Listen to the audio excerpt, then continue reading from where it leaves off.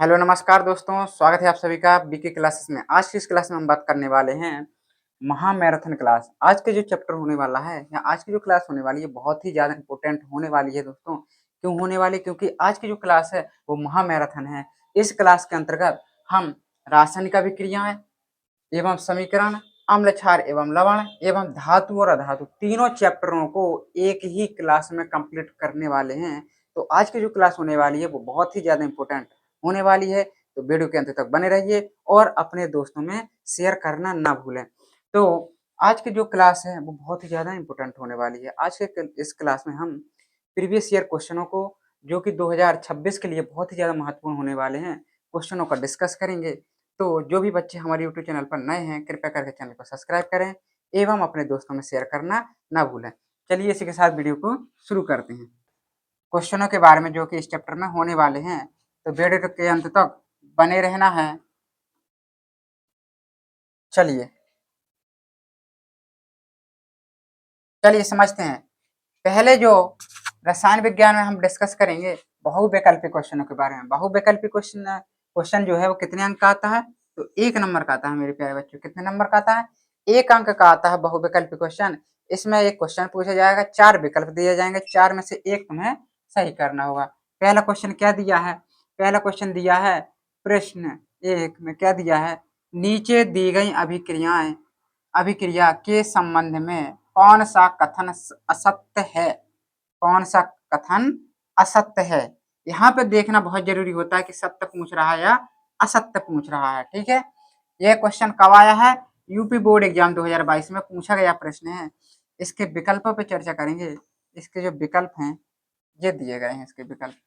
इसके विकल्प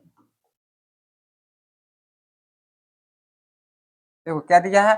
शीशा अपचेत हो रहा है, कार्बन डाइऑक्साइड अपचेत हो रहा है, कार्बन उपचेत हो रहा है, लेड ऑक्साइड अपचेत हो रहा है।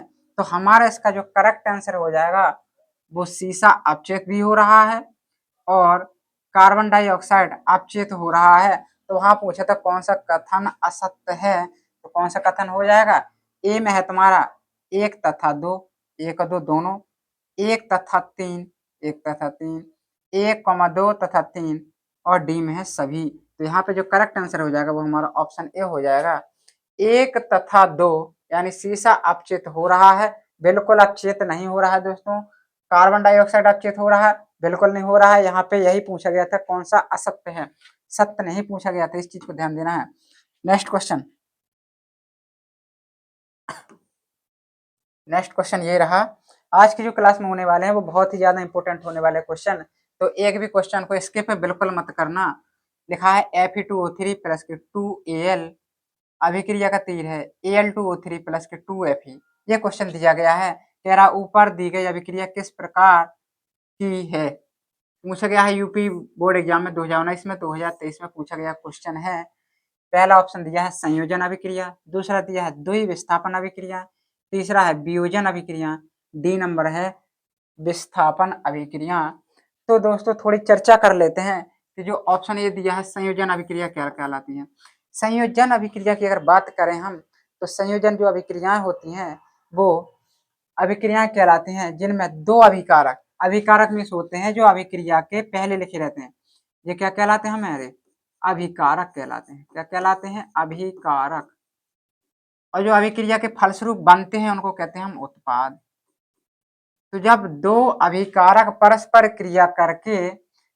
क्रिया करके एक नया उत्पाद बनाते हैं तो उन्हें संयोजन अभिक्रिया कहते हैं। क्या दोनों मिलकर एक उत्पाद बना रहे हैं? बिल्कुल नहीं बना रहे हैं, तो ये हमारा गलत हो जाएगा। द्वि विस्थापन में होता है कि जब 2 उत्पाद जिनमें आयन उपस्थित हों, क्या हो? आयन उपस्थित हों, जैसे Na+ Cl-, जब आयन उपस्थित हों और 2 आयन परस्पर मिलकर एक नया उत्पाद बनाते हैं तो ऐसे अभिक्रियाओं को कहते हैं द्वि विस्थापन। तो यहाँ पे आयन भी नहीं है, तो यहाँ पे ये अभिक्रिया गलत है। वियोजन अभिक्रिया कहलाती है जब 2 अभिकारक परस्पर क्रिया करके 2 या 2 से अधिक भागों में टूट जाते हैं, यानी टूटना, विघटित होना, ये कहलाता है वियोजन अभिक्रिया। तो यहाँ पे करेक्ट आंसर हो जाएगा हमारा विस्थापन अभिक्रिया। विस्थापन अभिक्रिया क्या कहलाती हैं? विस्थापन अभिक्रिया वे कहलाती हैं कि जिसमें अधिक क्रियाशील तत्व अपने से कम क्रियाशील तत्व को उसके स्थान से विस्थापित कर देता है और स्वयं उसके स्थान पर जुड़ जाता है। तो देखो यहाँ पे एफ ने क्या किया है, एफ ने एल Fe2O3 2Al है, तो यहाँ पे क्या किया है, Fe ने O3 का यानी O का त्याग कर दिया है, Fe अपना अलग हो गया है, Al इसके साथ जुड़ गया है, तो यहाँ पे Fe ने Al को O3 के साथ ऐड कर दिया है और Fe अलग निकल गया है। तो इस तरीके से यहाँ पे विस्थापन हुआ है, Fe का क्या हो गया है, विस्थापन हो गया है, ये अलग निकल गया है, तो इसलिए यहाँ पे विस्थापन अभिक्रिया कहलाएगी बेटा। ठीक है, तो यहाँ पे करेक्ट आंसर हो जाएगा, वो हमारा डी ऑप्शन हो जाएगा। चलते हैं नेक्स्ट क्वेश्चन की ओर। नेक्स्ट क्वेश्चन ये रहा हमारा नेक्स्ट क्वेश्चन, कह रहा अभिक्रिया जिनमें आयनों के विनिमय अदला बदली से नए यौगिक बनते हैं कहलाती हैं। तो अभी बताया था हमने आयनों के विनिमय से जो बनती है उन्हें कौन सा अभिक्रिया कहते हैं? नंबर 1 प्रतिस्थापन अभिक्रिया, 2 विस्थापन अभिक्रिया, योगात्मक अभिक्रिया, वियोजन अभिक्रिया। बेटा यहाँ पे देखना है कि प्रतिस्थापन जो दिया है, प्रतिस्थापन का दूसरा नाम विस्थापन होता है, विस्थापन अभिक्रिया। ठीक है, ये दोनों एक ही अभिक्रियाएं कहलाती हैं। यहाँ पे पूछा गया था आयनों के विनिमय से अभी हमने जस्ट बताया था द्वि विस्थापन अभिक्रिया, इसका करेक्ट आंसर हो जाएगा। 2023 में पूछा गया सवाल है, वेरी वेरी इंपॉर्टेंट क्वेश्चन है बेटा, ये वेरी वेरी इंपॉर्टेंट है क्योंकि इसी तरीके के क्वेश्चन तुम्हारे बोर्ड एग्जाम में पूछे जाते हैं। ठीक है, चलते हैं नेक्स्ट क्वेश्चन की ओर।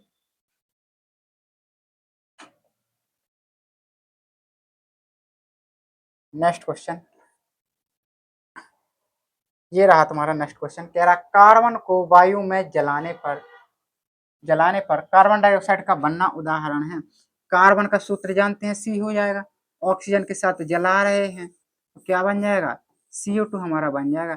और अभी जस्ट मैंने बताया था कि दो अभिकारक यहाँ पे कौन कौन है, ये है तुम्हारे अभिकारक, क्या है तुम्हारे अभिकारक है बेटा, अभिकारक। ये क्या बन रहा है, उत्पाद बन रहा है।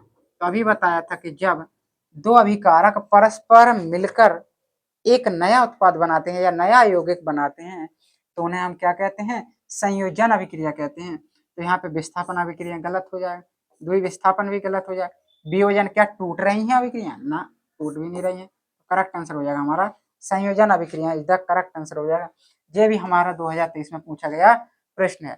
तो बेटा हमने जैसा बताया था कि आज की क्लास में हम जो करने वाले हैं चर्चा, वो मोस्ट मोस्ट मोस्ट इम्पोर्टेंट बहुविकल्पी प्रश्नों के बारे में चर्चा करने वाले हैं और ये हमारे प्रीवियस ईयर में आए हुए क्वेश्चन हैं, तो एक भी क्वेश्चन को स्किप बिल्कुल नहीं करना है।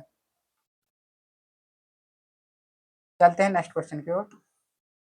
ये रहा हमारा नेक्स्ट क्वेश्चन, कह रहा है Zn प्लस के H2SO4 अभिक्रिया का चिन्ह ZnSO4 प्लस के H2 अभिक्रिया है। अब यहाँ पे अगर देखने वाली बात ये है कि Zn ने क्या किया है, SO4 के साथ क्रिया करके ZnSO4 बना लिया है, H2 हमारा क्या हो गया है, अलग हो गया है। तो यहाँ पे संयोजन क्या जुड़ रही हैं अभिक्रियाएं, नहीं जुड़ रही हैं। विस्थापन वियोजन क्या टूट रही हैं, टूट भी नहीं रही हैं। द्विविस्थापन आयनों के कारण बन रहा है, बिल्कुल नहीं बन रहा। विस्थापन क्यों, क्योंकि Zn ने SO4 के साथ जुड़ करके H2 को क्या कर दिया, अलग कर दिया, विस्थापित कर दिया है। यहाँ पे करेक्ट आंसर हो जाएगा विस्थापन अभिक्रियाएं इज द करेक्ट आंसर हो जाएगा हमारा। ये भी 2023 में पूछा गया प्रश्न है हमारा। चलते हैं नेक्स्ट क्वेश्चन की ओर। नेक्स्ट क्वेश्चन ये रहा हमारा नेक्स्ट क्वेश्चन, कह रहा है निम्नलिखित में से कौन सी एक दहन अभिक्रिया है। दहन अभिक्रिया में समझना है कि जब भी दहन अभिक्रिया की बात की जाए तो उसमें दो चीजें निकलेंगे। किसी भी तत्व को या किसी भी वस्तु को जब हम जलाते हैं, बेसिकली जलाते हैं तो क्या होती है, उससे ऊष्मा भी उत्पन्न होती है, ऊष्मा उत्पन्न होती है नहीं। और किसी को भी जलाते हैं तो उससे क्या होता है, प्रकाश रोशनी भी प्राप्त होती है। तो यहाँ पे पहला विकल्प है NaOH प्लस के CH3COOH अभिक्रिया का चिन्ह CH3COONA प्लस H2O। दूसरा दिया है CH4 प्लस Cl2, सूर्य के प्रकाश में CH3Cl प्लस HCl बन रहा। CH4 CH4 को समझना है किसका सूत्र है, ये मेथेन का सूत्र कहलाता है। किसका कहलाता है? मेथेन का सूत्र कहलाता है।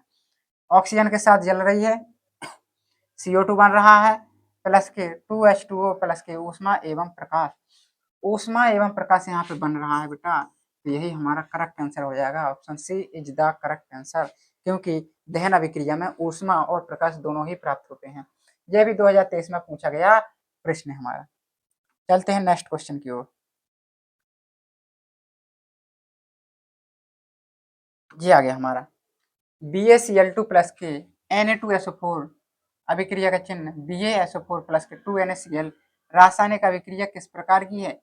योग, क्या दोनों जुड़ रही हैं? नहीं जुड़ रही हैं। विस्थापन अभिक्रिया, क्या किसी को विस्थापित कर रही हैं? नहीं कर रही हैं। द्वि विस्थापन अभिक्रिया, अपघटन, क्या टूट रही हैं? बिल्कुल नहीं टूट रही हैं। द्वि विस्थापन इसका करेक्ट आंसर हो जाएगा। कैसे हो जाएगा समझते हैं। देखो BaCl2 प्लस के Na2SO4 BaSO4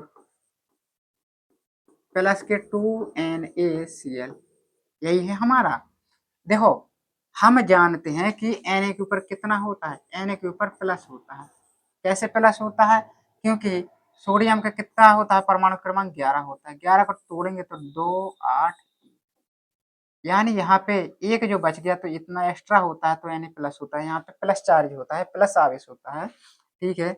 Cl का हमारा होता है 17। 17 को जब तोड़ेंगे तो 2 8 7, यानी 8 करने के लिए एक कम है, तो यहाँ पे माइनस हो जाता है। तो इस प्रकार से जो हमारा Na और Cl है, एक प्लस एक माइनस दोनों जोड़ के NaCl बना लेंगे, जबकि Ba के ऊपर होता है डबल प्लस और SO4 के ऊपर होता है डबल माइनस।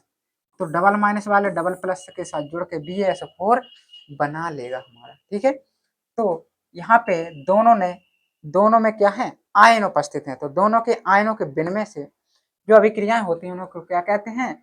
द्वि विस्थापन अभिक्रिया कहते हैं। ठीक है। एक नाम और याद रखना है, द्वि विस्थापन का दूसरा नाम होता है उभय अपघटन। क्या होता है? उभय अपघटन इसका दूसरा नाम होता है बेटा, द्वि विस्थापन का। ठीक है। तो इसका करेक्ट आंसर हो जाएगा द्वि विस्थापन अभिक्रिया। ये भी 2022 में पूछा गया प्रश्न है। चलते हैं नेक्स्ट क्वेश्चन की ओर।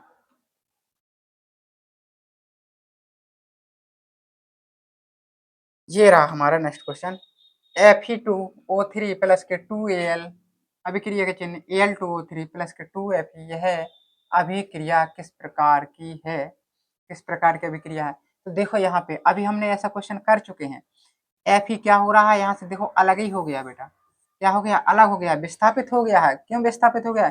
क्योंकि जो विस्थापन अभिक्रिया होती है वो बताती हैं कि अधिक क्रियाशील तत्व अपने से कम क्रियाशील तत्व को क्या कर देता है? अपने स्थान से विस्थापित कर देता है। क्या कर देता है? विस्थापित कर देता है, अलग कर देता है उसको। ठीक उसी तरीके से जिस तरीके से आजकल के जो समाज है, समाज में छोटे व्यक्तियों की कोई इज्जत नहीं होती है, जो गरीब है उनकी कोई इज्जत नहीं होती है, बड़े आदमी उनको वैसे ही धुतकार देते हैं। ठीक इसी तरीके से यहाँ पे जो होता है, अधिक क्रियाशील तत्व अधिक बलशाली होता है, जो वो अपने से कम जो क्रियाशील तत्व है उसको अलग कर देता है। ठीक है। तो यहाँ पे Fe क्या हो गया? एल Fe अलग हो गया है, एल जुड़ गया है, तो यहाँ पे कौन सा हो जाएगा? विस्थापन अभिक्रिया का करेक्ट आंसर हो जाएगा। वियोजन गलत हो जाएगा, संयोजन गलत हो जाएगा, द्वि विस्थापन, क्योंकि ना तो यहाँ पे आयनों की विनिमय हो रहा है, ना ही वियोजित हो रहे हैं, टूट रहे हैं, और ना ही जुड़ रहे हैं। यहाँ पे क्या हो जाएगा? विस्थापन अभिक्रिया करेक्ट आंसर है। 2022 में पूछा गया क्वेश्चन है हमारा। Next question. नेक्स्ट क्वेश्चन ये रहा। रासायनिक समीकरण BaCl2 जली, H2SO4 जली, BaSO4 ठोस, 2HCl जली है। योगात्मक अभिक्रिया, योगात्मक अभिक्रिया कहलाता है दोनों जुड़ रही हैं क्या? बिल्कुल नहीं जुड़ रही बेटा। निराकरण भी नहीं हो रहा है। अवक्षेप अभिक्रिया इनमें से कोई नहीं। अब देखो अवक्षेपण यहाँ पे आई है नई अभिक्रिया। तो अवक्षेपण बता दें कि जब दो अभिकारक परस्पर क्रिया करके जब उत्पाद बनाते हैं तो उसमें ठोस ठोस अभिलेय का निर्माण होता है, जिसको हम कह देते हैं अवक्षेप। यानी कि जिसमें अवक्षेप का निर्माण हो, अवक्षेप बने, उसको कहते हैं अवक्षेपण अभिक्रिया। तो यहाँ पे ठोस BaSO4 बन रहा, तो यहाँ पे करेक्ट आंसर हो जाएगा अवक्षेपण अभिक्रिया। ये हमारा 2022 में आया हुआ प्रश्न है बेटा। ठीक है, आशा करता हूं कि आप लोगों के कॉन्सेप्ट क्लियर होते जा रहे होंगे। जो भी डाउट हुआ करें कमेंट कर दिया करें। ठीक है, चलते हैं। दी गई अभिक्रिया SO4 SO2 plus 2H2S 2H2O 3S में अपचायक, अपचायक यहाँ पे पूछा गया है, 2019 में पूछा गया प्रश्न है। तो यहाँ पे हमारा अपचायक हो जाएगा H2S is the correct answer हो जाएगा। H2S जो हो जाएगा यहाँ पे अपचायक का काम कर रहा है। ठीक है, चलते हैं नेक्स्ट क्वेश्चन।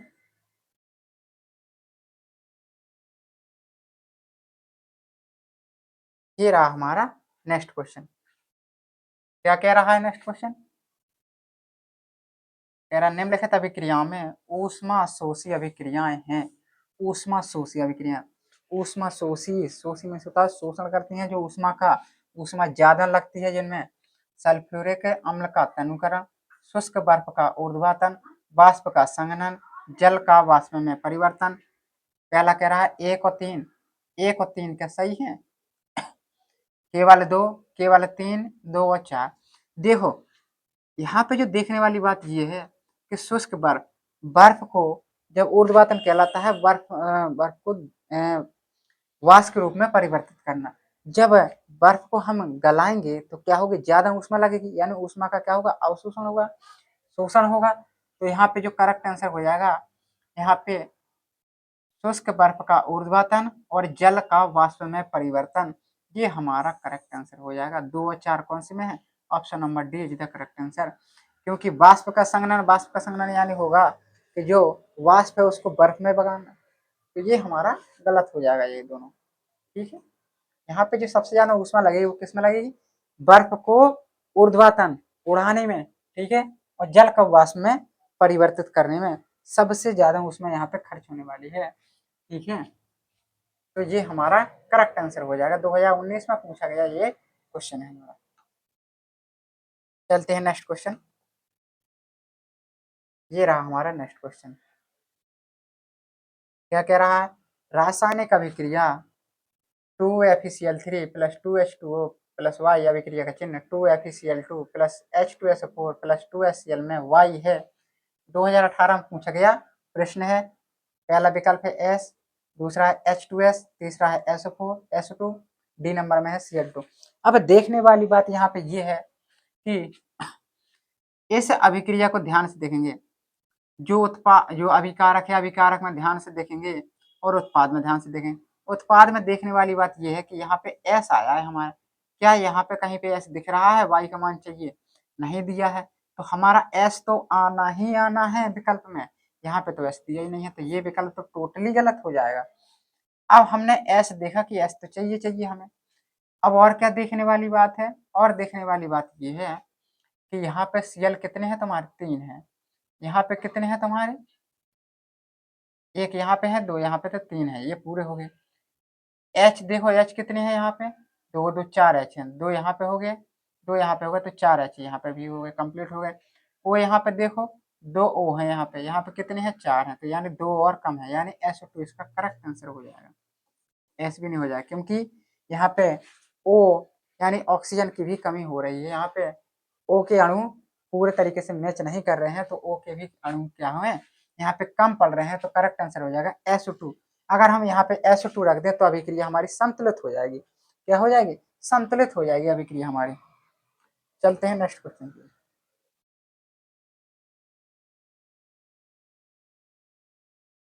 ये रहा हमारा नेक्स्ट क्वेश्चन। कह रहा है लोह चूर्ण, लोह चूर्ण यानी Fe,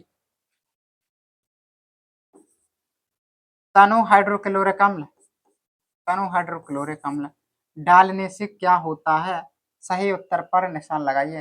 हाइड्रोजन गैस एवं आयरन क्लोराइड बनता है, क्लोरीन गैस एवं आयरन हाइड्रोक्साइड बनता है, कोई अभिक्रिया नहीं होगी, आयरन लवण व जल बनता है।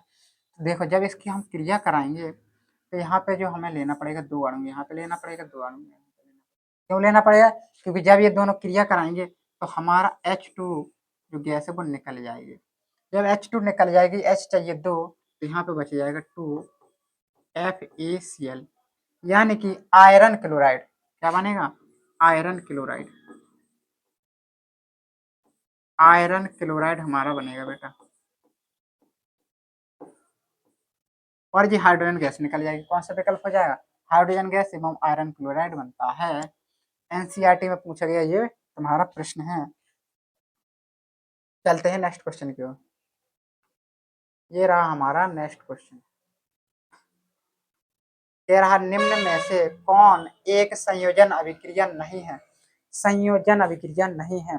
संयोजन अभिक्रिया अभी हमने बताया, संयोजन अभिक्रिया कहलाती है वे अभिक्रियाएं जो जिसमें दो उत्पाद परस्पर मिलकर एक नया उत्पाद बनाते हैं। तो देखो ये दो CaOH का होल्ड प्लस के CO2 CaCO3 प्लस H2O में टूट रहा है, NH3 प्लस के H2O NH4OH में टूट रहा है, 2H2O O2 दोनों मिलकर के 2H2O बना रहे हैं, 2NH3 प्लस के H2SO4 अभिक्रिया चिन्ह NH4 का होल्ड SO4 बना। देखो ये दोनों अभिकारक, ये दोनों अभिकारक परस्पर मिलकर क्या बनाते हैं, नया उत्पाद बना रहे हैं। केवल ऑप्शन ए ही एक ऐसा है जो दोनों मिलकर के एक उत्पाद नहीं बना रहे हैं। तो करेक्ट आंसर हो जाएगा यहाँ पे ये, क्योंकि यहाँ पर नहीं पूछा है, नहीं ध्यान देना है, ठीक है। तो ऑप्शन नंबर ए इसका करेक्ट आंसर हो जाएगा। नेक्स्ट क्वेश्चन, यहाँ पे देखने वाली बात यह है, निम्न में से कौन सी अभिक्रिया नहीं होगी, कौन सी अभिक्रिया नहीं हुई, ZnFeSO4 ZnSO4 Fe, ये वाली अभिक्रिया हो जाएगी। क्यों, क्योंकि Zn है जो ये हमारा अधिक क्रियाशील तत्व किसकी तुलना में, Fe की तुलना में। FeNi, यहाँ पे Fe जो है वो अधिक क्रियाशील है Ni की तुलना में, ये भी हो जाएगा। Cu तुम्हारा अधिक क्रियाशील है Ag की तुलना में, ये भी हो जाएगा। ऑप्शन नंबर बी इसका करेक्ट आंसर हो जाएगा, क्योंकि जो Al है वो क्या है हमारा, Al छोटा है यानी Mg बड़ा है, तो Al जो है वो Mg को विस्थापित नहीं कर पाएगा, और यहाँ पे इन्होंने विस्थापित कर दिया है, यानी ये हमारा गलत हो जाएगा, ठीक है। चलते हैं नेक्स्ट क्वेश्चन की ओर।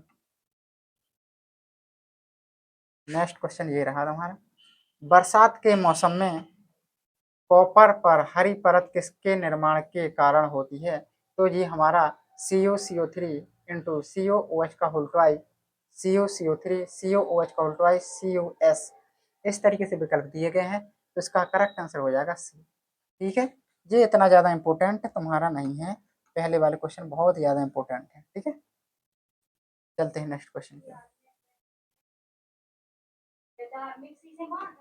ये दिया है निम्नलिखित अभिक्रिया एक उदाहरण है, 2NH3 5O2 4NO 6H2O कह रहा अभिक्रिया है।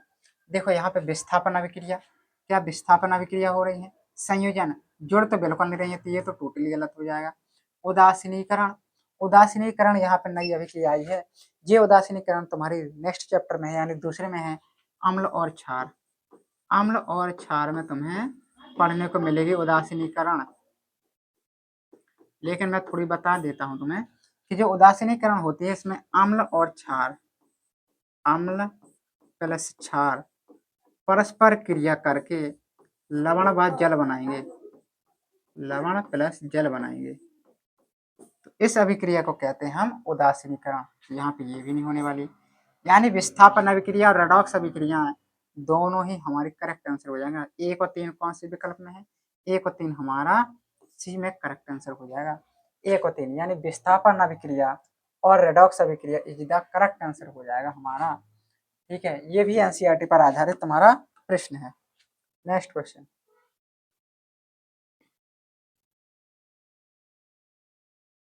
निम्नलिखित में से ऊष्माक्षेपी प्रक्रम है, ऊष्माक्षेपी जल की बिना बुझे चूने से क्रिया, एक अम्ल का तनुकरण, जल का वाष्पीकरण, कपूर कोष्टक में क्रिस्टल का ऊर्ध्वाधन। ए में दिया है 1 एवं 2, 1 और 2 दोनों, 2 और 3, 2 और 3, 1 और 4, 3 और 4। तो यहाँ पे देखो, यहाँ पे जो ऊष्माक्षेपी होगा, अभी हमने पढ़ा था जल का वाष्पीकरण, जल का वाष्पीकरण क्या हो जाएगा, सही नहीं होगा। तो यहाँ पे देखो जो सही हमारा आंसर होगा क्या हो जाएगा, जल के बिना बुझे हुए चूने से क्रिया और जल का वाष्पीकरण, यानी 1 और 3 हमारा क्या हो जाएगा, करेक्ट आंसर हो जाएगा। 1 और 3 हमारा कौन से विकल्प में है, 1 मिनट,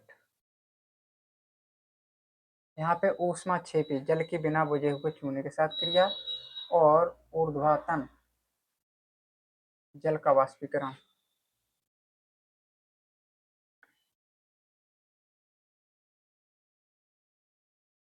यहाँ पे जो करेक्ट आंसर हो जाएगा हमारा वो जल की बिना बुझे हुए चूने से क्रिया और कपूर का क्रिस्टल का ऊर्ध्वाधन। 1 और 4 इसका करेक्ट आंसर हो जाएगा। ऑप्शन नंबर सी इसका करेक्ट आंसर हमारा हो जाएगा। ठीक है, यहाँ पे इस तरीके से इसको देखना है। अगला क्वेश्चन, जंग का रासायनिक सूत्र। जंग का जो रासायनिक सूत्र है हमारा Fe2O3 FeCO3 Fe2O3 into XH2O FeCO3 into XH2O। तो यहाँ पे जो जंग का सही सूत्र हो जाएगा वो हमारा ऑप्शन सी हो जाएगा Fe2O3 इंटू XH2O। ये हमारे जंग का सूत्र होता है। नेक्स्ट क्वेश्चन और आज की क्लास का लास्ट क्वेश्चन होने वाला है। एक तेल के नमूने को लंबे समय तक संग्रहण, संग्रहण मीन्स होता है सुरक्षित, संग्रहण करने के लिए निम्न में से किस गैस का प्रयोग किया जाता है। किस गैस का प्रयोग किया जाता है यहाँ पे दिया है, कार्बन डाइऑक्साइड और ऑक्सीजन, नाइट्रोजन या ऑक्सीजन, कार्बन डाइऑक्साइड या हीलियम, हीलियम या नाइट्रोजन। तो यहाँ पे जो करेक्ट आंसर हो जाएगा वो हमारा हीलियम और नाइट्रोजन इसका करेक्ट आंसर हो जाएगा। जो तेल के नमूने को लंबे समय तक यानी अधिक से अधिक समय तक सुरक्षित रह सके तो उनको रखने के लिए हीलियम और नाइट्रोजन गैस की आवश्यकता पड़ती है। कोई विलयन लाल लिटमस को नीला कर देता है, इसका पीएच संभवतः क्या होगा। क्या पूछ रहा है, इसका पीएच मान पूछ रहा है कि कितना होगा। तो एक चीज याद रखना है, एक नाम याद रखना है बेटा। तो ये वाला कंफ्यूजन हमेशा के लिए दूर हो जाएगा कि कौन सा लाल लिटमस पेपर को नीला करता है, कौन नीले को लाल करता है। तो एक नाम याद रखना है। क्या नाम याद रखना है, एक नाम याद रखना है अनिल। अनिल एक नाम याद रखना है बेटा। यहाँ पे आ से मतलब है तुम्हारा अम्ल। क्या है मतलब अम्ल। ना नी से मतलब है नीला और लाल से मतलब है लाल। क्या मतलब निकला, यहाँ मतलब हमारा निकला कि जो अम्ल होगा वो नीले लिटमस पेपर को लाल कर देगा। अम्ल जो होता है वो नीले लिटमस पेपर को लाल कर देता है। इसका उल्टा कर दिया जाए क्षार, तो क्षार क्या होगा, लाल लिटमस पेपर को नीला कर देता है। तो यहाँ पे क्या कहा है कि लाल लिटमस पेपर को नीला कर देता है। लाल को नीला कर रहा है तो क्या हो जाएगा हमारा क्षार हो जाएगा। लेकिन क्षार तो विकल्प में दिया गया नहीं है, यहाँ पे पीएच मान पूछ रहा है। तो बेटा एक चीज याद रखना कि पीएच मान जो है 7 से कम, 7 से कम जो होता है वो अम्ल का पीएच मान होता है। अगर 7 से कोई कम वैल्यू दी है तो वो है अम्ल होगा। 7 से अधिक, 7 से अधिक है अगर कोई मान जैसे 8 9 10 तो वह क्षार होगा। और अगर केवल 7 ही है, 7 7 बराबर लिखा है, ठीक है, तो वह क्या होगा उदासीन। क्या हो जाएगा, उदासीन हो जाएगा बेटा।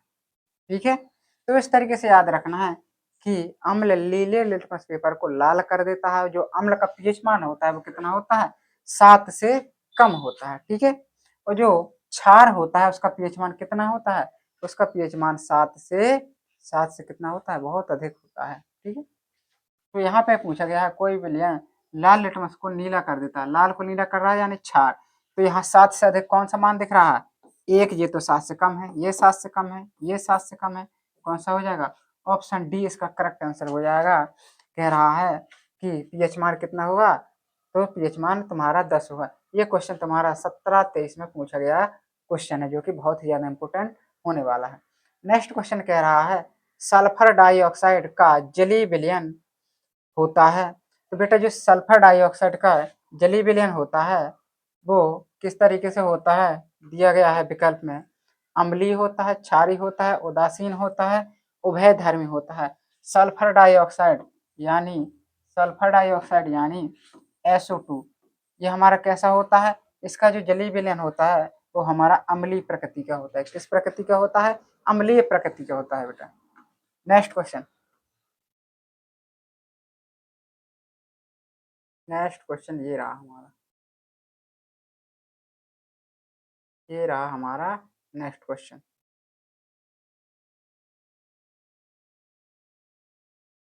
ये रहा हमारा नेक्स्ट क्वेश्चन। क्या कह रहा है? अपच का उपचार करने के लिए निम्न में से किस औषधि का उपयोग करते हैं? किस औषधि का उपयोग करते हैं, ये हमको बताना है। अपच का उपचार करने के लिए पहला दिया है एंटीबायोटिक, प्रतिजैविक, ठीक है।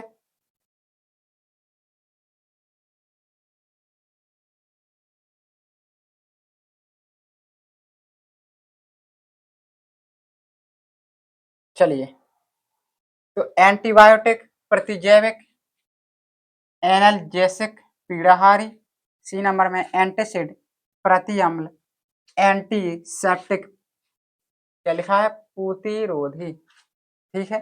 तो यहाँ पे जो अपच का उपचार करने के लिए प्रयोग किया जाता है, यहाँ पे एंटीसिड या प्रतिजैविक औषधि का प्रयोग किया जाता है। तो अपच का उपचार करने के लिए हमारा एंटीसिड या प्रतिअम्ल इसका करेक्ट आंसर हो जाएगा। लिखा है क्षारीय विलयन का पीएच मान। अभी बताया हमने कि क्षारीय जो विलयन होता है, ये क्षारों का पीएच मान होता है, कितना होता है? 7 से अधिक होता है। तो यहाँ पे देखो, शून्य नहीं हो सकता है, 7 भी नहीं हो सकता है, 7 से कम भी नहीं हो सकता है, 7 से अधिक इसका करेक्ट आंसर हो जाएगा हमारा। अगला क्वेश्चन लिखा है दांत के इनेमल में कैल्शियम फास्फेट होता है, इसकी प्रकृति होती है। तो इसकी जो प्रकृति होती है दांतों के इनेमल में कैल्शियम फास्फेट, ठीक है, तो क्षारकीय, अम्लीय, उदासीन, उभयधर्मी। तो यहाँ पे जो सही आंसर हो जाएगा वो हमारा क्षारकीय हो जाएगा। कैसे प्रकृति होती है उसकी? क्षारकीय प्रकृति होती है बेटा। नेक्स्ट क्वेश्चन, ये रहा हमारा नेक्स्ट क्वेश्चन। पाचन के दौरान उत्पन्न जठर रस, जो हमारा बेटा जठर रस होता है उसका नाम होता है HCl। HCl जो कि हमारा क्या है? एक अम्ल है। क्या है? अम्ल है। तो जठर रस का पीएच मान पूछ रहा है, यानी अम्ल का पीएच मान पूछ रहा है। तो अम्ल का पीएच मान क्या होता है? 7 से कम, 7 से अधिक, 7 के बराबर, 0 के बराबर। तो यहाँ पे 7 से कम होता है, क्योंकि अम्ल का जो पीएच मान होता है वो 7 से कम होता है, ठीक है। तो ये हमारा करेक्ट आंसर हो जाएगा, 7 से कम। नेक्स्ट क्वेश्चन, शुद्ध जल का पीएच मान, वेरी वेरी इंपोर्टेंट है बेटा। 2011, 14, 17, 18, 20, 22, 23, 24, इतना सारा पूछा गया है। एक क्वेश्चन ऑफ मुझे देता है 25 डिग्री सी ताप पर शुद्ध जल का पीएच मान। तो शुद्ध जल का जो पीएच मान होता है वो हमारा कितना होता है? 7 होता है शुद्ध जल का पीएच मान, ठीक है। इसके बाद H2SO4 के जलीय विलयन का पीएच मान। यहाँ पर देखने वाली बात यह है, लिखा है H2SO4, H2SO4, H2SO4 को जब तोड़ोगे तो 2H प्लस प्लस के SO4 का डबल माइनस इस तरीके से टूट जाएगा, यानी यहाँ पे हमारा H प्लस आयन आ रहा है। और H प्लस जब आयन आता है तो कैसा होता है? अम्लीय की क्षारीय, तो अम्लीय होता है। अगर H प्लस आयन है तो वो क्या हो जाएगा? अम्लीय। क्या हो जाएगा? अम्लीय हो जाएगा। और अगर OH माइनस आयन है, OH माइनस आयन है, OH माइनस आयन है, तो कैसा हो जाएगा? वो क्षारीय हो जाएगा। क्या हो जाएगा? क्षारीय विलयन। तो यहाँ पे H2SO4 कैसा हो जाएगा? अम्लीय हो जाएगा। और अम्लीय का पीएच मान कितना होता है? 7 से कम होता है। ये हमारा करेक्ट आंसर हो जाएगा। नेक्स्ट क्वेश्चन, नेक्स्ट क्वेश्चन हमारा ये रहा। कह रहा हाइड्रोजन आयन H प्लस की प्रकृति, अभी बताया है H प्लस आयन की प्रकृति कैसी होती है? अम्लीय होती है। जल को जीवाणु रहित बनाने के लिए उपयोगी पदार्थ, जल को जीवाणु रहित बनाने के लिए प्रयोग किया जाता है धावन सोडा, फिटकरी, बेकिंग सोडा, विरंजक चूर्ण। तो यहाँ पर करेक्ट आंसर हो जाएगा तुम्हारा विरंजक चूर्ण, हमारा करेक्ट आंसर हो जाएगा, ठीक है। 2020 से 2023 में पूछा गया प्रश्न है ये तुम्हारा, ठीक है। 1 बिलियन में हाइड्रोक्साइड आयन का सांद्रण 1 गुणा 10 की घात माइनस 12 मोल लीटर इनवर्स है। इस विलयन का पीएच मान होगा। ये हमारा क्वेश्चन पूछा गया है। ये हमारा क्वेश्चन पूछा गया है, तो कैसे करेंगे? तेरा 1 बिलियन में हाइड्रोक्साइड आयन, हाइड्रोक्साइड आयन का मतलब हो गया हमारा OH माइनस आयन। कितना दिया है? OH माइनस आयन कितना दिया है? 1 गुणा 10 की घात माइनस 12, ठीक है। H प्लस आयन का मान निकाल लेंगे हम। कैसे निकालेंगे? H प्लस का सूत्र होता है H प्लस OH माइनस बराबर 1 गुणा 10 की घात माइनस 14। तो यहाँ पे H प्लस निकालेंगे, ये OH बट्टे में चला जाएगा, OH माइनस बट्टे में चला जाएगा, H प्लस कितना मान है 1 गुणा 10 के घात माइनस 14, इसका मान कितना दिया है 1 गुणा 10 के घात माइनस 12, ऊपर जाएगा तो कितना हो जाएगा, ऊपर जाएगा तो हो जाएगा 1 गुणा 10 की घात माइनस 2, यानी H प्लस का जो मान आया वो हमारा कितना आया 10 की घात माइनस 2 आया। यहाँ पे पूछ रहा था हमारा pH मान, तो pH मान का जो सूत्र होता है वो pH मान का जो सूत्र होता है वो होता है माइनस का लॉग H प्लस आए, और यहाँ बेस में 10 होता है, तो माइनस हो गया, लॉग हो गया, 10 हो गया, कितना मान दिया है H प्लस का 10 की घात माइनस 2, माइनस 2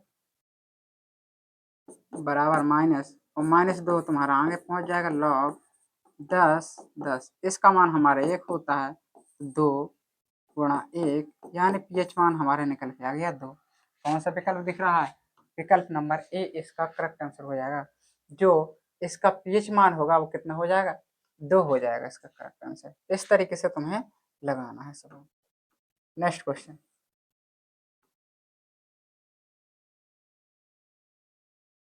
नेक्स्ट क्वेश्चन कह रहा है निम्नलिखित में अम्लीय लवण NaCl, NaHSO4, Na2SO4, KCN अम्लीय लवण में देखना है जिसमें H प्लस आयन उपस्थित हो। क्या इसमें H प्लस है, नहीं है, इसमें है, इसमें भी नहीं है, इसमें है, इसमें भी, कौन सा है, option number B correct answer. बहुत ज्यादा इंपॉर्टेंट है, 2023, 15, 20, 22, 24 में पूछा गया क्वेश्चन है ये हमारा, बहुत ही ज्यादा इंपॉर्टेंट होने वाला है। ठीक है, नेक्स्ट क्वेश्चन चलते हैं।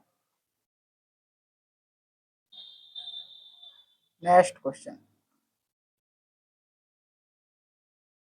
निम्नलिखित में से कौन सा प्रबल विद्युत अपघट्य नहीं है, कौन सा प्रबल विद्युत अपघट्य नहीं है, तो यहाँ पे ammonium chloride, hydrogen sulphide, sodium acetate, potassium nitrate. तो यहाँ पे जो सही आंसर हो जाएगा वो हमारा कौन सा हो जाएगा, सही आंसर हो जाएगा सोडियम एसीटेट।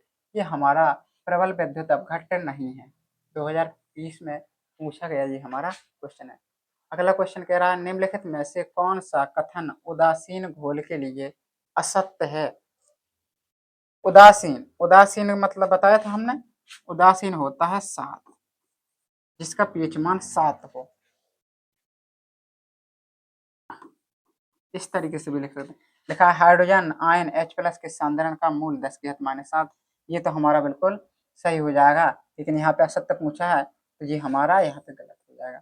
हाइड्रोक्साइड आयन के सांद्रण का 10 की घात माइनस 8, ये भी गलत हो जाएगा। पीएच मान 0, पीएच मान 7, पीएच मान 7 बताया था भी, तो ये भी गलत हो जाएगा, ये हमारा करेक्ट आंसर हो जाएगा। पीएच मान जो 0 होता है, अगर पीएच मान 0 है तो उसकी प्रकृति अम्लीय होगी ना कि उदासीन होगी, क्योंकि ये 7 से कम मान है। अगला है उदासीन घोल का पीएच मान, भाई उदासीन घोल का पीएच मान तो बताया था अभी 7 होता है, 2024-2010 में पूछा गया प्रश्न।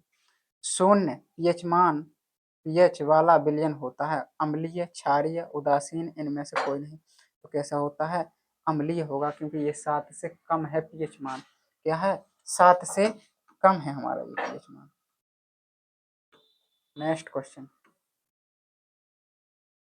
ये रहा हमारा नेक्स्ट क्वेश्चन, धावन सोडा के एक अणु में जल के अणुओं की संख्या।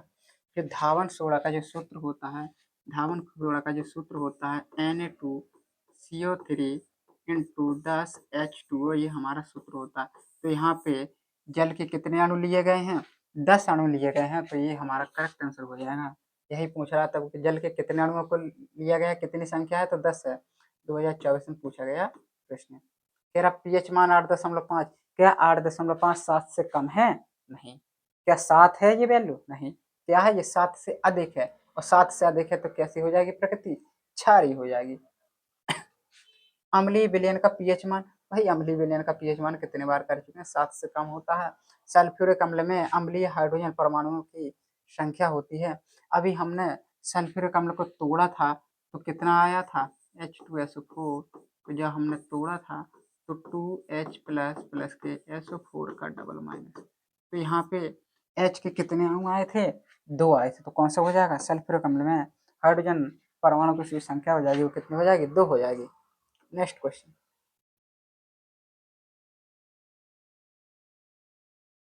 निम्नलिखित में दुर्बल अम्ल है, निम्नलिखित में दुर्बल अम्ल है HCl, HCN, HNO3, H2SO4। तो HCN हमारा दुर्बल अम्ल हो जाएगा।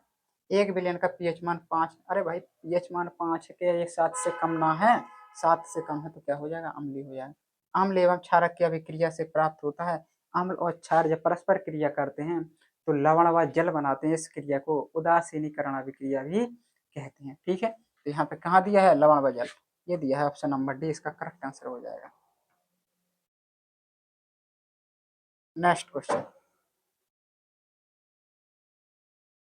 ये रहा है, किसी विलयन का पीएच 7 है। अरे भाई पीएच 7 है तो कैसा हो जाएगा? अम्लीय, क्षारीय, उदासीन, इनमें से कोई नहीं। ऐसा उदासीन हो जाएगा क्योंकि 7 है। विरंजक चूर्ण पर तनु सल्फ्यूरिक अम्ल की अभिक्रिया से कौन सी गैस निकलेगी? यहाँ पे ध्यान देने वाली बात यह है, विरंजक चूर्ण का जो सूत्र होता है वो क्या होता है? CaOCl2 और H2SO4, ये हमारा सल्फ्यूरिक अम्ल का होता है। तो यहाँ देखने वाली बात यह है कि यहाँ पे क्या है? Cl2 है। तो ऑफिशियली हमारी जो गैस निकलेगी वो कौन सी निकलेगी? Cl2, यानी क्लोरीन गैस बाहर निकल जाएगी इस अभिक्रिया के पश्चात। 1 विलयन नीले लिटमस को लाल कर रहा है। भाई साहब नीले को लाल कर रहा है तो कौन सा हो जाएगा? नीले को अगर लाल कर रहा है तो वह अम्ल हो जाएगा। क्या हो जाएगा?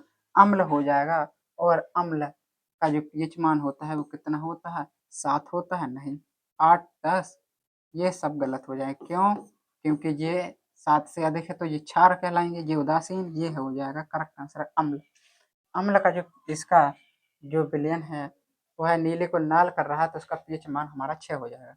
धावन सोडा का रासायनिक सूत्र भैया अभी बताया। धावन सोडा का रासायनिक सूत्र Na2CO3 × 10H2O, NaHCO3, NH4Cl, NaCl। तो यहाँ पे क्या हो जाएगा? धावन सोडा का Na2CO3 × 10H2 हमारा करेक्ट आंसर हो जाएगा। नेक्स्ट क्वेश्चन ये है हमारा नेक्स्ट क्वेश्चन, क्या कह रहा है? खाने के सोडा का रासायनिक सूत्र Na2CO3, NaHCO3, NaCl, NH4Cl। तो यहाँ पे हमारा क्या हो जाएगा? NaCl तो हमारा नमक का होता है, ये नौसादर का होता है। क्या होता है? ये नमक का होता है ये सूत्र, ये नौसादर का होता है, नौसादर का होता है। ये हमारा क्या होता है? धावन सोडा का होता है इंटू 10H2 और लगा दे तो ये हमारा किसका बन जाएगा? धावन सोडा का बन जाएगा। ये हमारा खाने वाले सोडा का हो जाएगा सूत्र NaHCO3 का करेक्ट आंसर हो जाएगा। प्लास्टर ऑफ पेरिस का रासायनिक सूत्र CaSO4 × 3H2O, ये गलत हो जाएगा। CaSO4 × H2O, ये भी गलत हो जाएगा। CaSO4 × हाफ H2O, ये हमारा करेक्ट आंसर हो जाएगा। यहाँ पे बता दें ये POP कहलाता है, प्लास्टर ऑफ पेरिस कहलाता है। यहाँ की बात की जाए तो ये हमारा जिप्सम कहलाता है। क्या कहलाता है? जिप्सम कहलाता है। ठीक है, तो यहाँ पे क्या पूछा था? प्लास्टर ऑफ पेरिस पूछा था। CaSO4 × हाफ H2O हमारा करेक्ट आंसर हो जाएगा। नेक्स्ट क्वेश्चन, Na2CO3 का प्रचलित नाम है, प्रचलित नाम है किसका पूछ रहा है? Na2CO3 का ब्लीचिंग पाउडर, ब्रेंजक चूर्ण, baking powder, Dhawan soda, plaster of Paris. Plaster of Paris का तो अभी हमने बताया है तो ये गलत हो जाएगा। ब्लीचिंग पाउडर का भी बता चुके हैं, ये गलत हो जाएगा। धावन सोडा का भी क्या बताया था? बेकिंग सोडा भी गलत हो जाएगा। धावन सोडा इसका करेक्ट आंसर है क्योंकि धावन सोडा का भी हमने सूत्र बताया था Na2CO3 × 10H2O हमारा करेक्ट आंसर हो जाता है। तो यहाँ पे Na2CO3 क्या हो जाएगा? धावन सोडा हो जाएगा।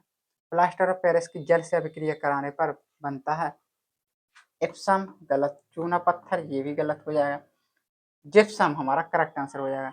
तो बेटा प्लास्टर ऑफ पेरिस का जो सूत्र होता है CaSO4 × हाफ H2O की क्रिया जब हम जल से कराते हैं, जल से कराते हैं तो हमारा CaSO4 × 2H2O बन जाता है जो कि हमारा जिप्सम हो जाता है। ठीक है, इस तरीके से इसकी अभिक्रिया होती है।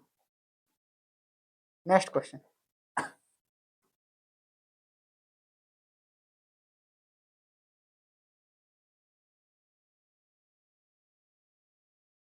ये रहा हमारा नेक्स्ट क्वेश्चन। एक हाइड्रोक्लोरिक अम्ल की शक्ति 10 की घात -2 है। इस विलयन का पीएच मान, अभी हमने बताया था पीएच मान का फॉर्मूला क्या होता है। पीएच मान का जो सूत्र होता है माइनस का लॉग एच प्लस आयन। तो यहाँ पे कितना दिया है, अम्ल की शक्ति यानी अम्ल का समीकरण क्या दिया है, अम्ल में क्या होता है एच प्लस ही तो होता है, लॉग 10 कितना दिया है 10 की घात -2। तो इसका पीएच मान कितना हो जाएगा, इसका मान 1 होता है तो यहाँ पे 2 इसका करेक्ट आंसर हो जाएगा। पीएच मान कितना हो जाएगा 2। कौन सा विकल्प है, ऑप्शन नंबर बी इसका करेक्ट आंसर हो जाएगा। 2018 में पूछा गया क्वेश्चन है ये तुम्हारा। ठीक है, चलते हैं नेक्स्ट क्वेश्चन की ओर।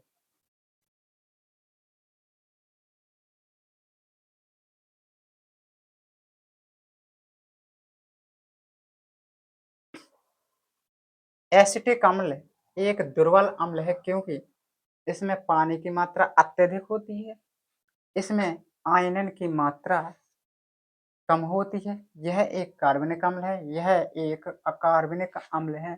तो इसका करेक्ट आंसर जो हो जाएगा कौन सा हो जाएगा, बताओ जल्दी से। 2018 में पूछा गया ये प्रश्न है। तो यहाँ पे इसमें आयनन की मात्रा कम हो जाती है, ये हमारा करेक्ट आंसर हो जाएगा एसिटिक अम्ल।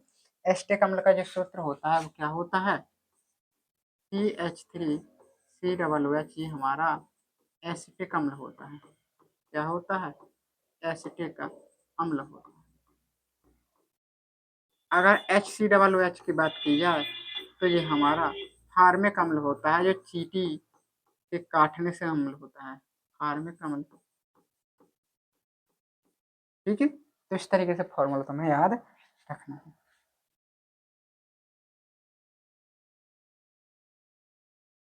नेक्स्ट क्वेश्चन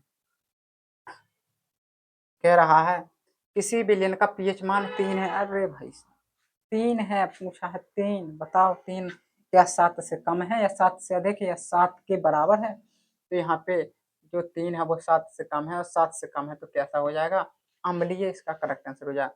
क्षारक के साथ हल्दी का रंग, क्षारक के साथ हल्दी का रंग कह रहा पीला हो या नारंगी, भूरा, लाल, अपरिवर्तित रहेगा। तो यहाँ पे क्षारक का हल्दी के साथ, हल्दी क्या है हमारा सूचक है, कैसा सूचक है और प्राकृतिक सूचक है। तो इसका जो कलर हो जाएगा क्षार के साथ भूरा लाल हो जाएगा हमारा। अम्लीय वर्षा के जल का संभावित पीएच मान, संभावित पीएच मान किसका पूछ रहा है, अम्लीय वर्षा का पीएच मान पूछ रहा है। 5.2, 6.2, 7.2, 8.2, क्या पूछ रहा है, अम्लीय वर्षा। अम्लीय वर्षा का पीएच मान देखो, ये तो 7 से अधिक है तो ये दो तो हो ही नहीं सकते हैं, इनमें तो जान जान कर मारना ही नहीं टेक। क्या हो जाएगा 5.2 इसका करेक्ट आंसर हो जाएगा।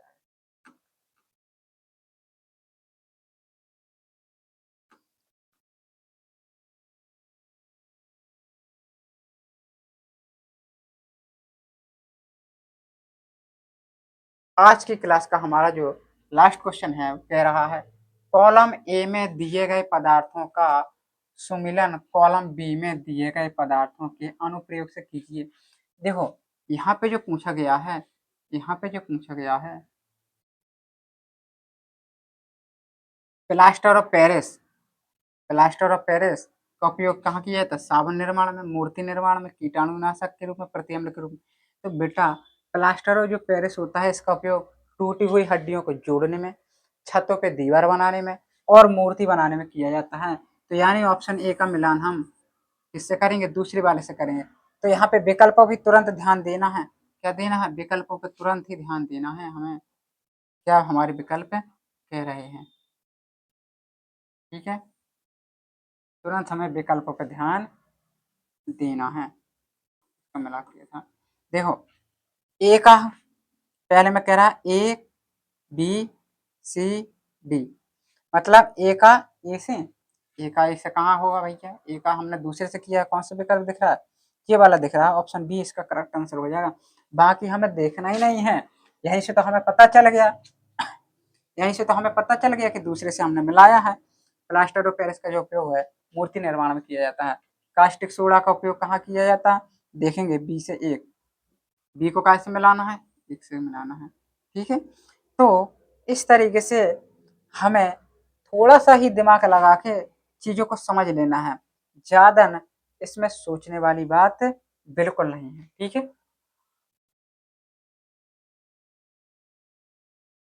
ठीक है, तो यहाँ पे इसका जो करेक्ट आंसर हो जाएगा वो कौन सा हो जाएगा?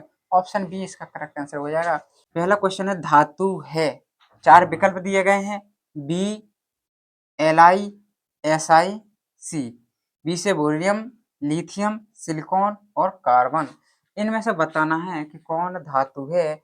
2022 में पूछा गया प्रश्न है। कितने में पूछा गया है? 2022 में पूछा गया प्रश्न ये हमारा। तो इसका जो करेक्ट आंसर हो जाएगा वो क्या हो जाएगा? लिथियम हमारा क्या है? धातु है। क्या है? धातु है। पूछा गया था धातु है, कौन सा है? लिथियम हमारा धातु है। ठीक है, चलते हैं नेक्स्ट क्वेश्चन की ओर। नेक्स्ट क्वेश्चन ये रहा हमारा। नेक्स्ट क्वेश्चन कह रहा है आर्सेनिक तत्व है, क्या है? धातु, अधातु, उपधातु, निष्क्रिय या अक्रिय गैस। तो आर्सेनिक जो तत्व है वो क्या है बताना है। धातु है, अधातु है या उपधातु है। तो यहाँ पे बता दें जो आर्सेनिक है वो हमारा ना तो धातु है और ना ही अधातु है, ये हमारा क्या है? उपधातु है बेटा। क्या है? उपधातु है। ये क्वेश्चन भी तुम्हारा 2023 में पूछा गया प्रश्न है। तो जैसा कि मैंने बताया था कि आज की जो क्लास होने वाली है वो मोस्ट इम्पोर्टेंट होने वाली है, क्योंकि आज की इस क्लास में हम प्रीवियस ईयर क्वेश्चनों को डिस्कस करने वाले हैं। नेक्स्ट क्वेश्चन कह रहा है निम्नलिखित में क्षार धातु है। निम्नलिखित में क्षार धातु है। पहला कह रहा है Na sodium, Fe, Mg, Au। इसमें बताना है कि क्षार धातु है। तो मैं आपको बता दूं कि जो हमारी क्षार धातुएं होती हैं, क्षार धातुएं, क्षार धातुएं होती हैं, क्षार धातुएं होती हैं, ये याद रख लेना। Li के, Li के Na, लिथियम, पोटेशियम, सोडियम, ये हमारी क्षार धातुएं होती हैं। क्या होती हैं? क्षार धातुएं होती हैं। तो देख लेंगे इनमें से कौन सा विकल्प दिया गया है। Na दिया गया है हमारा, तो यही करेक्ट आंसर हो जाएगा। Li और K तो दिया नहीं है, तो ये सारे क्वेश्चन गलत हो जाएंगे। यही पूछा गया था कि निम्नलिखित में क्षार धातु हैं, तो क्षार धातु क्या हो जाएगा हमारा? सोडियम हो जाएगी क्षार धातु। ये हमारा करेक्ट आंसर हो जाएगा। ये 2023 में पूछा गया प्रश्न है। कब पूछा गया? 2023 में पूछा गया प्रश्न बेटा। नेक्स्ट क्वेश्चन, नेक्स्ट क्वेश्चन कह रहा है, देखो आ गया ना। क्षार धातुएं हैं BeMgCa, LiNaK, BAlGa, CuAgAu।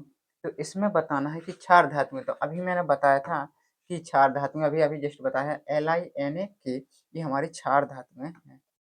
चलते हैं नेक्स्ट क्वेश्चन की ओर। नेक्स्ट क्वेश्चन हमारा आ जाता है एंटीमनी है। एंटीमनी क्या है बेटा? धातु है, अधातु है, उपधातु है, मिश्र धातु है। क्या है एंटीमनी ये बताना है। तो एंटीमनी हमारा क्या हो जाएगा? धातु हो जाएगा। क्या हो जाएगा? धातु हो जाएगा एंटीमनी हमारा। ये हमारा करेक्ट आंसर हो जाएगा। ये क्वेश्चन वेरी वेरी इंपॉर्टेंट है, 2023 और 2024 में पूछा गया प्रश्न है बेटा। ठीक है, इसके बाद नेक्स्ट क्वेश्चन चलते हैं। कह रहा खाद्य पदार्थों को सुरक्षित रखने के लिए डिब्बों में जिंक के स्थान पर टिन का लेपन होता है, क्योंकि जिंक अपेक्षाकृत कम अभिक्रियाशील है। टिन अपेक्षाकृत कम अभिक्रियाशील है। जिंक का गलनांक कम होता है। टिन का गलनांक कम होता है। इसमें बताना है कि कौन सा करेक्ट आंसर है। तो चलिए बताइए जल्दी से। चलिए बताइए, ये 2019 में पूछा गया प्रश्न है। कब पूछा गया है? 2019 में पूछा गया प्रश्न है। तो इसका करेक्ट आंसर हो जाएगा हमारा टिन अपेक्षाकृत कम अभिक्रियाशील है। किसकी तुलना में? जिंक की तुलना में। किसकी तुलना में? जिंक की तुलना में हमारा जो टिन है वो क्या है? कम अभिक्रियाशील है। इसी कारण ये सत्य हो जाएगा। नेक्स्ट क्वेश्चन, नेक्स्ट क्वेश्चन चलते हैं। ये रहा हमारा नेक्स्ट क्वेश्चन। क्या कह रहा है? निम्नलिखित में से कौन सी धातु जल के साथ सामान्य ताप पर ही अभिक्रिया कर लेती है? ये हमें बताना है कि कौन सी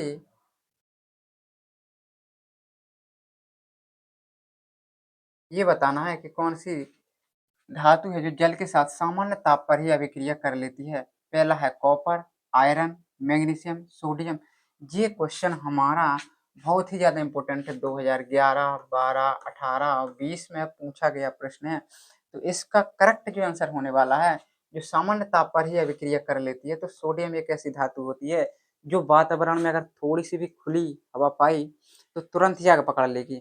ठीक है, इसलिए सोडियम धातु को हमेशा मिट्टी के तेल में डुबो कर रखा जाता है। किसमें रखा जाता है? मिट्टी के तेल में डुबो कर रखा जाता है, ताकि ये खुले वातावरण में ना आए और जल्दी ही आग ना पकड़े। तो इसलिए कहा है कि सामान्य ताप पर अभिक्रिया कर लेगी, तो कौन सी धातु हो गई? सोडियम हो गई। नेक्स्ट क्वेश्चन चलते हैं।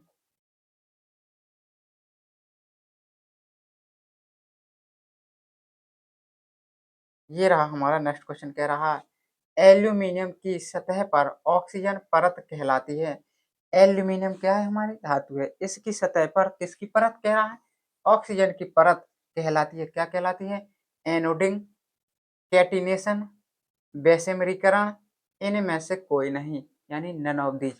इस तरीके से भी लिखा हो सकता है। इसका मतलब होता है नन ऑफ दीज, इनमें से कोई नहीं। तो यहाँ पे जो करेक्ट आंसर होने वाला है, एनोडिंग हमारा करेक्ट आंसर होने वाला है। ये भी 2022 में पूछा गया प्रश्न है बेटा। ठीक है, तो इसको बहुत अच्छे तरीके से कंप्लीट करना है, ये भी बहुत ज्यादा इंपॉर्टेंट है। नेक्स्ट क्वेश्चन कह रहा है जस्ता धातु हाइड्रोक्लोरिक अम्ल से क्रिया करके कौन सी गैस निष्कासित करती है?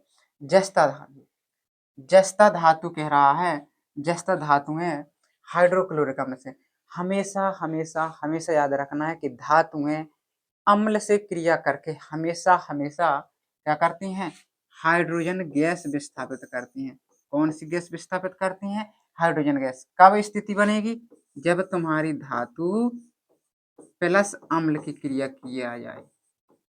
जब धातु और अम्ल परस्पर क्रिया करते हैं तो क्या होता है? यहाँ पे तत्व बन जाएगा तुम्हारा, यहाँ पे हाइड्रोजन गैस निकल जाएगी। तो यही पूछा था कि जस्ता धातु, तो यहाँ पे धातु आ गया, हाइड्रोक्लोरिक तुम्हारा अम्ल आ गया। तो धातु अम्लों से क्रिया करके क्या करेगी?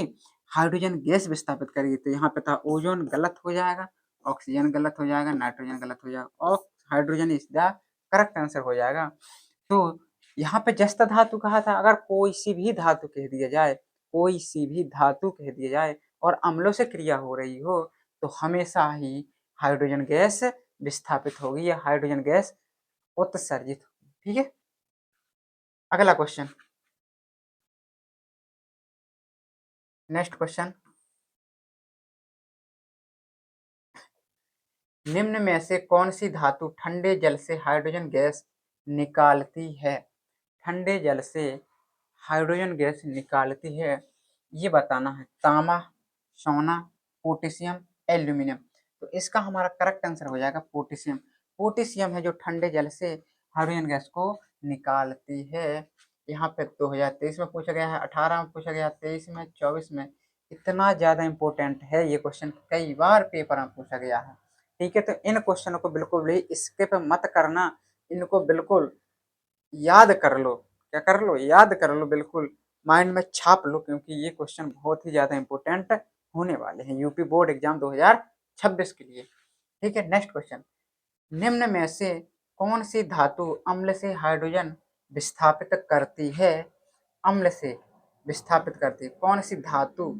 अब इसमें देखना कि धातु, क्योंकि अभी बताया है ना कि धातु अम्ल से क्रिया करके हाइड्रोजन गैस विस्थापित करती है। तो देखना यहाँ पे धातु हो जाएगी, कौन सी धातु हो जाएगी? यहाँ पे हमारी जिंक हमारी धातु हो जाएगी, Zn। ठीक है, कॉपर, Hg, Ag, ये हमारे क्या है? हाइड्रोजन गैस को विस्थापित नहीं करती हैं।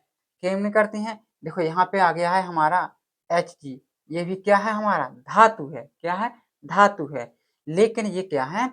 हमारे जो अभिक्रियाशील श्रेणी है, धातुओं की क्रियाशील श्रेणी है, उसमें हाइड्रोजन से नीचे ये धातुएं आती हैं। कौन कौन? ये और ये क्या है? हाइड्रोजन से नीचे स्थित हैं।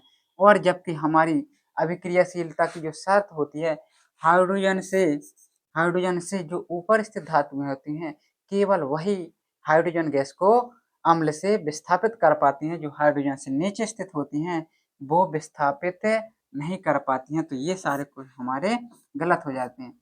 जबकि ये हमारे धातु हैं, क्या है? ये धातु हैं, लेकिन ये हाइड्रोजन से नीचे स्थित हैं। क्या है? नीचे स्थित हैं, इसलिए ये उसको विस्थापित नहीं कर पाएंगे। ये भी 2011, 13, 22 में पूछा गया प्रश्न है हमारा। ठीक है, तो यहाँ पे करेक्ट आंसर हो जाएगा हमारा जेडन। नेक्स्ट क्वेश्चन, हमारा ये रहा।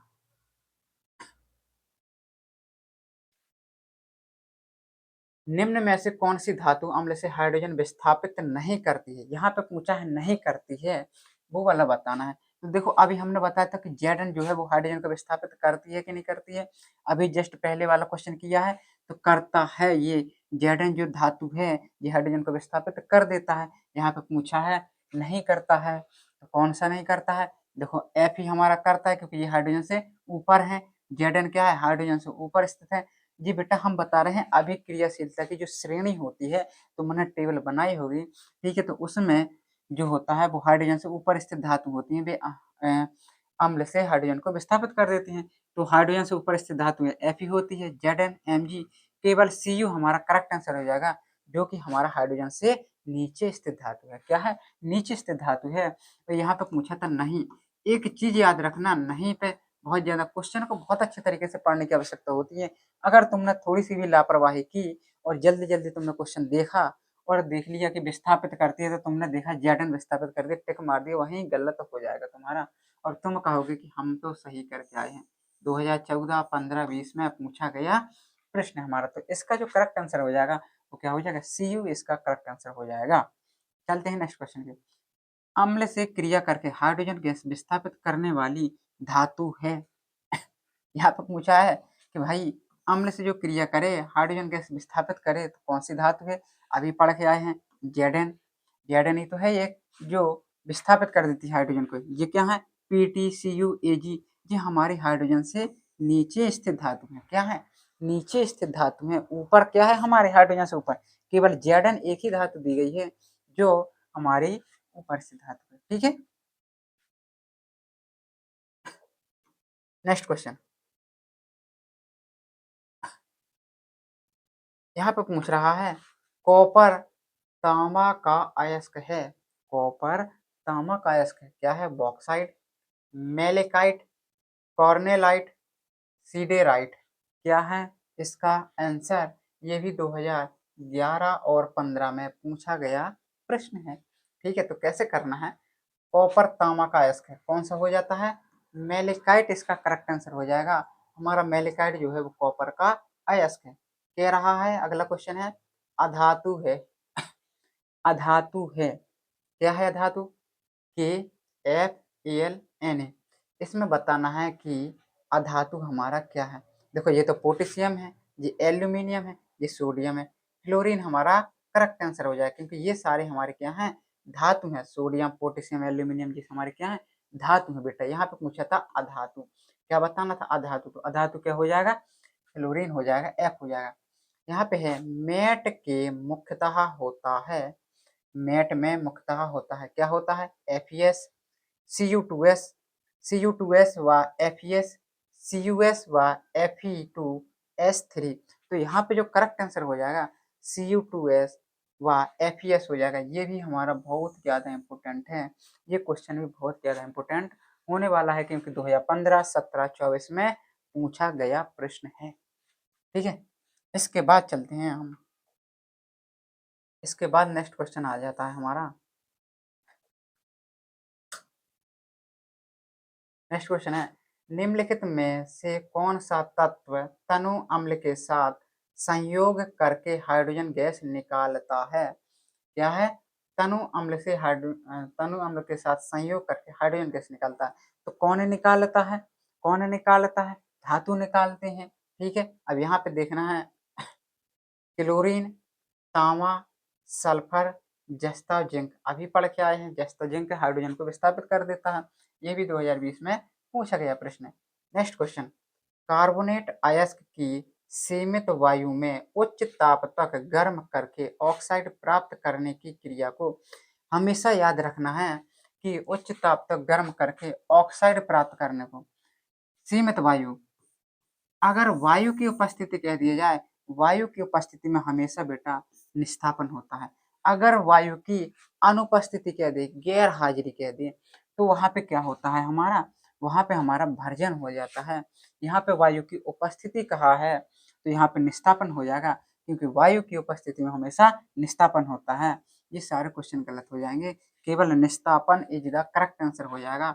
2024 में पूछा गया प्रश्न ये हमारा, ठीक है। नेक्स्ट क्वेश्चन चलते हैं। नेक्स्ट क्वेश्चन ये रहा, कह रहा है बाह्यतम कोश में 7 इलेक्ट्रॉनों वाला तत्व है। 7 इलेक्ट्रॉनों वाला तत्व है, पूछ रहा है बाह्यतम कोश में 7 इलेक्ट्रॉनों वाला तत्व है, कौन सा है? अधातु, धातु, उपधातु, निष्क्रिय गैस। ये पूछ रहा है, 2024 में पूछा गया प्रश्न है। क्या हो जाएगा इसका? बाह्यतम कोश में 7 इलेक्ट्रॉन। तो हमेशा याद रखना कि बाह्यतम कोश में जो 7 इलेक्ट्रॉन होते हैं वो किसके होते हैं? अधातु के होते हैं। किसके होते हैं? अधातु के होते हैं। कोई एक अधातु ले लो, हमने ले लिया हमने ले लिया, क्या ले लिया? हमने ले लिया नाइट्रोजन ले लो, चलो कितना होता है नाइट्रोजन का? 7 होता है 7 के नहीं होता बाह्यतम कोश में, ठीक है।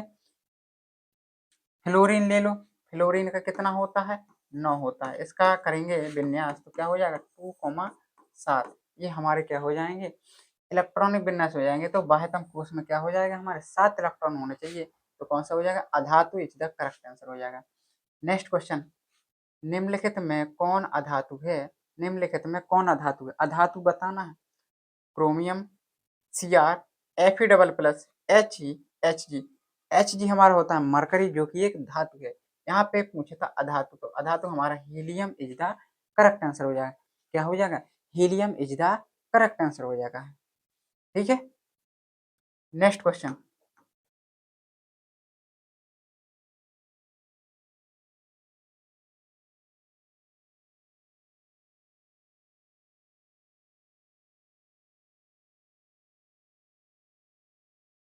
नेक्स्ट क्वेश्चन कह रहा है धातुओं के लिए कौन सत्य नहीं है? कौन सत्य नहीं है? धातुएं सदैव सह संयोजक यौगिक बनाती हैं, धातुएं धन आयन होती हैं। हाँ, ये तो बिल्कुल सत्य है, धातुएं धन आयन होती हैं, ठीक है। धातुओं में इलेक्ट्रॉन त्यागने की प्रवृत्ति होती है। भाई जब धन आयन होती हैं तभी तो वो अपना एक इलेक्ट्रॉन त्याग सकती हैं, तो ये भी बिल्कुल सत्य है। धातुओं में चालकता का गुण होता है, चालकता यानी विद्युत धारा प्रवाहित हो जाती है क्या? सोना, चांदी, एल्यूमिनियम, लोहा, इनमें करंट नहीं जा सकता है? जा सकता है, तो ये भी बिल्कुल करेक्ट हो जाएगा। लेकिन यहाँ पे पूछा था सत्य नहीं है, हमने ये सारे सत्य कर दिए हैं। तो हमारा जो इसका करेक्ट आंसर हो जाएगा वो हमारा धातुएं सदैव सह संयोजक यौगिक बनाती हैं।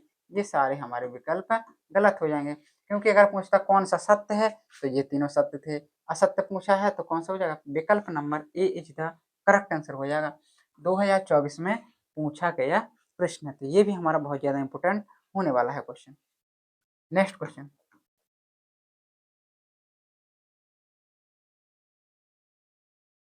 ये रहा हमारा क्वेश्चन, निम्नलिखित में कौन सी धातु कमरे के ताप पर ठोस अवस्था में नहीं होती है? कमरे के, क्या कह रहा है? कमरे के ताप पर ठोस अवस्था में नहीं पाई जाती है। क्या बताना है? धातु भी होने चाहिए और कमरे के ताप पर ठोस अवस्था में पाई ना हो, पाई या ठोस अवस्था में ना हो, ऐसी धातु बताना है। तो कौन सी हो जाएगी? Magnesium, mercury, copper, aluminium. तो हमारी एक ही धातु है मरकरी। मरकरी ही एक ऐसी धातु है जो क्या होती है? कमरे के ताप पर ठोस अवस्था में नहीं पाई जाती है, ठीक है। नेक्स्ट क्वेश्चन कह रहा फफोलेदार तांबे में कॉपर की प्रतिशत मात्रा होती है, कितने परसेंट होती है फफोलेदार तांबे में? तो 98% हमारा क्या होता है? कॉपर की प्रतिशत मात्रा होती है। 2016 में पूछा गया ये हमारा प्रश्न है। कह रहा है अगला क्वेश्चन, पीतल है क्या है? उपधातु, मिश्र धातु, यौगिक विषमांगी मिश्रण। तो यहाँ पे पीतल हमारा मिश्र धातु हो जाएगा। ठीक है, क्या हो जाएगा? मिश्र धातु हो जाएगा पीतल हमारा। 2017 में पूछा गया प्रश्न है। नेक्स्ट क्वेश्चन, नेक्स्ट क्वेश्चन और आज की क्लास का हमारा लास्ट क्वेश्चन। वह प्रक्रिया जिसके कारण चांदी के ऊपर वाली परत व तांबे के ऊपर हरी परत चढ़ जाती है कही जाती है, क्या कही जाती है? उदासीनीकरण, ऑक्सीकरण, अपचयन, संक्षारण। क्या हो जाएगा? संक्षारण इज द करेक्ट आंसर। 2018 में पूछा गया प्रश्न हमारा। संक्षारण क्या होता है? वायु तथा नमी की उपस्थिति में धातु की ऊपरी परत धीरे धीरे क्षय होने लगती है, नष्ट होने लगती है। इस क्रिया को हम संक्षारण कहते हैं। तो जो कि यहाँ पे चांदी और तांबे में हो रही है, ये हरी परत चढ़ रही है, तो ये किसके कारण होता है? संक्षारण के कारण होता है। धीरे धीरे वो क्षय होती है धातु। तो इस प्रकार से आज की क्लास में हमने मोस्ट इम्पोर्टेंट बहुविकल्पी प्रश्नों के बारे में जाना है। तो आज की जो क्लास हुई है वो 3 अध्यायों के ऊपर हुई है। रासायनिक अभिक्रिया एवं समीकरण, अम्ल क्षार एवं लवण और धातु और अधातु। इन तीनों चैप्टरों को आज की क्लास में हमने कंप्लीट किया है। अगर किसी बच्चे का कोई डाउट रह जाता है तो कमेंट में करना ना भूलें और अपने दोस्तों में शेयर करें एवं चैनल को सब्सक्राइब करके सपोर्ट करें। ठीक है, तो मिलते हैं नेक्स्ट वीडियो में।